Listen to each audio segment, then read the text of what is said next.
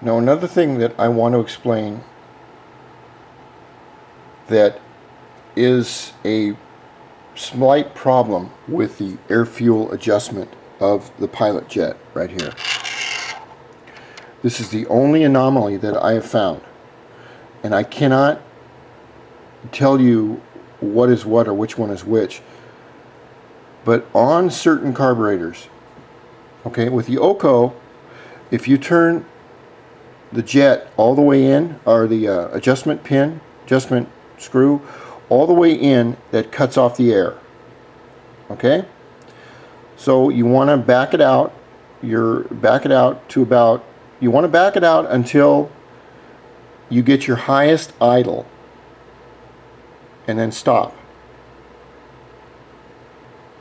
But on some carburetors, now this is the only other problem with these idle jets. On some carburetors, and I'm not sure which ones, but it's backwards. Now, don't freak out, okay? What I mean is, the more that you screw it in, the more air you'll have. So what you do is you will screw this in all the way, and that will give you wide open air. And as you screw it out, it will start cutting the air off. Now it depends on what kind of carburetor you have. There are millions of scooters out there, millions of bikes. They have everything from 12 millimeter to 30 millimeter and all different kinds. Delorta, Mikuni, Keihin, the Japanese companies. So if you turn this out on an OCO, and remember, practice makes perfect. Take the carb apart and just look at it. Go get yourself a couple of books. These are about $100 for both of them, but they're really good. This guy, John Dixon, is another two-stroke god, and this book mainly covers all the weird two-stroke engines that were built back in the day until they got it right. I mean, look at that engine. Isn't that a trippy looking engine? And here's the way the piston worked on that. And here is a look at that engine. I mean, these are actually engines that were built.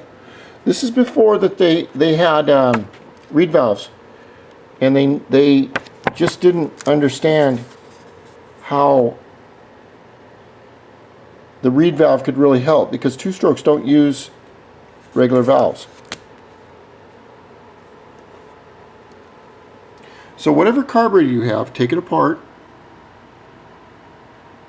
look at it, go on the web, look at some of those pictures I showed you. There's plenty of information about it, but make very sure that you have no air leaks in your motor. The way you can tell for air leaks, another way, is if you see grease or oil that's on your engine case that shouldn't be there. If it shouldn't be there, something's leaking. It can leak through the case halves, through the bottom base gasket, through the top head gasket, or through the intake CT valve gasket. There's a lot of places for it to leak because the engine is a sealed unit. Now what you want to do in closing is you want to have the slow jet right here. You want it so when you crank that throttle that your bike doesn't go stall first. Stall for just a second, and then it goes wide open. Okay, because when it stalls, what the problem is you're either putting too much fuel in that idle circuit for the first quarter of the throttle, or 25%, or you're putting too much air in it and you're starving the engine. So that is how to adjust your slow jet. And you can buy different ones of these. You have to check on your model and see just what the numbers mean. The numbers for different models, say OCO or Keihin or Mikuni, can mean different sizes and different things.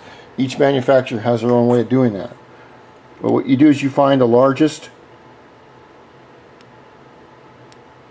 one and work from there. Okay, our next segment is going to be on how to adjust the cable and tips and tricks on that.